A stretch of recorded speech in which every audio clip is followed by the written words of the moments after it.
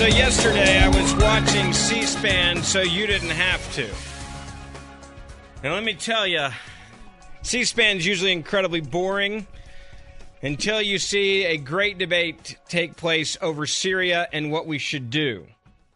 And a congressman who I was introduced to for the first time yesterday, Congressman Randy Weber of Texas, was on there, and he was questioning Secretary Kerry. And for many of you that have heard the show the last couple of days, I have said there's been a principle that if you use chemical weapons in the world, we respond.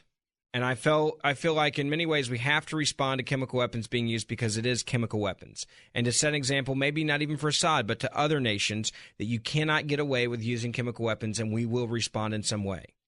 I also think, though, the way this is turning into a massive debacle by Kerry, by Obama, by people around him, and the way that we're telegraphing everything we're doing and going to Congress and everything else is making this situation go from bad to even worse. And one of the people that was talking about this yesterday was Congressman Randy Weber, and he's joining us now to get his take on this. Congressman, first of all, fabulous job yesterday with dealing with a lot of the intelligence that we're now getting and a lot of the rhetoric we're getting from this administration. So for people that did not get to see yesterday, you had some basic, I think, questions that you wanted to ask Senator Kerry, and I want you to kind of go over what your concerns were going in yesterday into that meeting about intelligence, about Syria, and about the possibility of going to war. Thanks, Ben. Be glad to do that. We receive, I'm a member of the Foreign Affairs Committee, and we receive a briefing in advance, a couple of days, of the testimony, comments, written documents, supporting documents that witnesses or whoever comes to testify in front of the committee is going to present. So we had those documents. Of course, we had copies of Hagel's comments, copies of Secretary Kerry's comments, and copies of General Dempsey's comments. General Dempsey laid out 5 different strategies. He was asked, by the administration, and you're absolutely correct, it is a massive debacle. But General Dempsey was asked, he's chairman of the Joint Chiefs of Staff, the highest ranking officer in the country, was asked by the president to lay out the options for going into Syria because this guy had used chemical weapons. When you go through those 5 options, Ben, they start at $500 million and go up. Some of them are $1 billion a month. Now, keeping in mind that, those estimates, sad to say, typically are a lot lower than they wind up. Witness, the massive outlay we had in Iraq and Afghanistan. And so what I said to General Dempsey, quite frankly, was that none of those 5 options, none of them, would guarantee, first of all, that I had not been convinced that we had a national interest at stake here. It's tragic when chemical weapons are used, especially on innocent men, women, and children. But they have not directly threatened the United States. Why does the United States have to go it alone and fund with all of our men and women's blood and lives and then with our taxpayers' dollars? But I said I hadn't been convinced of that. And of the 5 options that General Dempsey laid out, none of them, and I directed this question to him, to Secretary Hagel, and to Secretary Kerry, could guarantee a lasting peace in Syria, a lasting peace in the region, and moreover, that whoever comes out of the civil war in Syria will be our friends. Is that a fair statement? And they all had to basically hemmed and hawed and beat around the bush, but they basically all said, well, that's not really the goal of this. The goal is to punish this guy for chemical weapons. And that was the gist of our conversation. All right, let me ask you this. This thing has become from bad to worse options, and I think that going to Congress, in my opinion, was actually a bad idea because it telegraphs what we're doing far too well. I mean, we're literally telling them, get ready, we're coming. And it's different than Iraq because we're not putting troops on the ground in theory. Here's my question to you as a congressman. We have stated that we do not allow the world to use chemical weapons. On that basis alone, is that enough of a reason for us to drop bombs on Syria to let them know and to other countries in the future that you absolutely cannot use chemical weapons without America responding? All right, let me. Great question. Let's go back to history for a minute. Kerry alluded to it yesterday.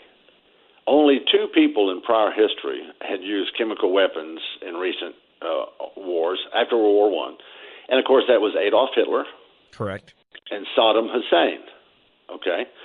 Now the theory, and of course they were both taken out. They're both dead now, both killed.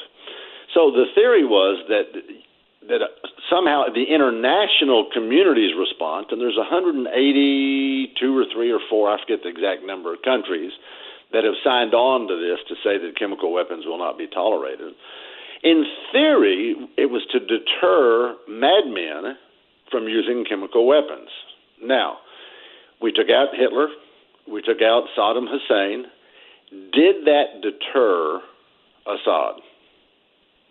No. The answer is no. No, it didn't. No, it didn't deter Assad. When you're dealing with a madman, Ben, and here's what I like to say.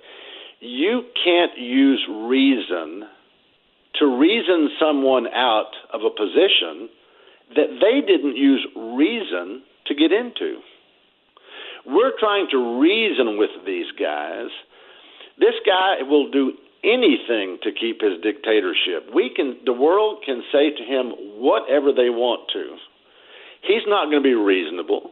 If he thinks he's losing, he will use chemical weapons on his people, on the Jordanians, on the Israelis. You can go right down the list. On the Americans, you can go right down the list. So why is it that America has to go it alone? You know, what I heard was, well, we're losing our credibility. You know, we've got our credibility at stake. And I said to a reporter out in the hallway, I said, if you look, the president drew a red line in the sand. A year ago, he said. Yet chemical weapons, we know, I've been to classified briefings, and John Kerry said it yesterday. Chemical weapons have been used by Assad somewhere upwards of 10 to 12 times. Where was President Obama the very first time he used them? Was that a less dark red line back then? Was it a lighter red line? Well, and I think part of the, and I got to take a hard break here. Do you mind holding over with us, Congressman? You bet, I'll hold. Awesome. One of the things I think it's interesting about this is you have Barack Obama, who then punted because the attacks seemed to be so small. And a lot of people thought, well, we can blame this on the rebels, and maybe the rebels did use some chemical weapons. We're not positive on that front. But it wasn't definitive. This one was 700 people, massive amounts of video, the whole world watching. So Barack Obama at that point had backed himself in the corner with a red line comment. That's the only reason why I think this is different, because the media covered it this time bigger than the last 5 or 6 times. Take a quick break. We'll come back. Congressman Randy Weber with me. 10:18 on WBAP. Good morning. It is the Ben Ferguson Show. And joining me, Congressman Randy Weber, who yesterday he's been in a lot of the classified briefings and also was able to ask questions of the 3 people trying to sell going to war with Syria in favor of Barack Obama's plan, which is to go to Congress. Now, Congressman, one of the things that I think on principle, and I said this yesterday and the day before, and I want to make it very clear. I said on principle, the world looks at America and our president not as a Republican or Democrat. They just look at them as weak or strong. And our president went out and put himself in a corner and put our country in a corner by declaring there was a red line. That red line has been crossed, overwhelming evidence now, so he's being forced to do something about it. Here's my question, though. If we look at the mishandling of this, and now the part that scares me even more is you have John Kerry yesterday telling you that this is not going to war. Now, how is bombing someone not going to war? And that's why I'm starting to lose faith in the initial idea, which was we have to respond because of the moral obligation when chemical weapons are used. They're now telling me this isn't even war. Well, and that's a good point, Ben. And I would add about the moral obligation of America. Look, we have, as Congress, I believe that we have a moral obligation to Americans first, and to further bankrupt our country and to increase the suffering over here because of unemployment, all of the things that you know are going on, because we've had chemical weapons used in another country who, by the way, did not sign on to the accord stating they would never use chemical weapons. I don't know if you're aware of that or not. Syria didn't sign that. For us to do that, we have a moral imperative over here to take care of our country first. And then, and only then, I believe, if we have help from the international community, people who come in and say, and you know what, Ben, we're hearing, oh, we support you, man, we're behind you all the way. Well, I'm saying, then build a coalition, kick up some dough, kick up some troops, kick up some military equipment, and let's make this happen if we all agree and Congress agrees on it. But I am not in favor of America continuing to be the police force of the world. I'm just not. And I understand that. But I also now am looking at this from, if you're trying to sell me on a war by going to Congress to authorize it, but you won't even call it a war, then is there even the possibility of success? If you're literally telling me it's not even a war now, Kerry in his own words said, this is not going to war. How is that? How is it not going to war? Well, and that's a question they couldn't answer. One of the questions you heard, and of course I was there, I had a plane to catch shortly after my testimony, but one of the questions we heard over and over and over again was, you say no boots on the ground, but one of the 5 scenarios that General Dempsey supplied us with, one of them says a no-fly zone. And then he does comment in the paper given to the Foreign Affairs Committee that if a U.S. aircraft goes down in Syria, it will require military personnel to go in and retrieve that pilot and that aircraft if possible. So let's just say this, translation, boots on the ground in Syria, and what's going to happen if Syrian forces engage our forces? That's called war. That's called an escalation. That's called, although let me say, with this administration not going to the aid of Benghazi, I hate to say, but I'm not even sure they would back up going to the aid of somebody down in Syria. But there's just too many iffies out there, Ben, where if this happens, what happens? If this happens, what happens? We will wind up in a prolonged, protracted, costly, expensive in terms of American blood, lives, and American money, war, and we have little to gain by it. And we don't even know if it's going to – they also mentioned yesterday that our ultimate goal of this administration is to get rid of Assad. Is that a goal that you support? Well, let's go back to history again. We helped support the Shah of Iran. He got deposed. We've helped leaders in Egypt. We helped Osama bin Laden. You can go Saddam Hussein. You can go right down the list of all these Middle East conflicts that we've gotten involved in, where we've taken a side, spent American blood, American resources, American money, and American lives, of course. And they name one that has turned out well for us: Egypt, Iraq, Afghanistan, and now Syria. If we should learn something from history.